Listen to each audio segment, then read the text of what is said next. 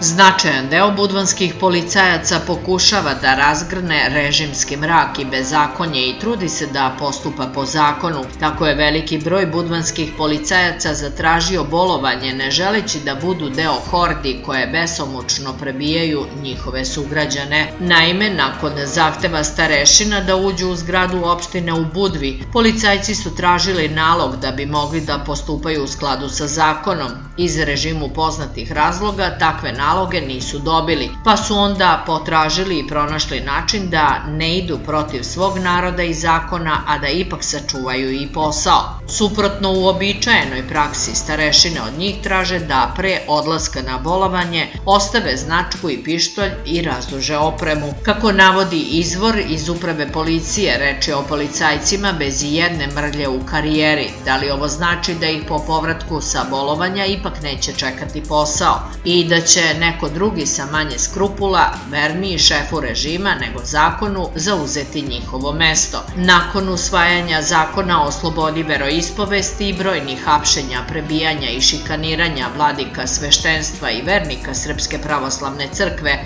građani su izgubili veru u zarobljene crnogorske institucije. Ipak, pojedini svetli primeri pokazuju da ne treba gubiti veru u čoveka, te da i među policajcima ima oni kojima su čast i zakon važniji od plate i privilegija.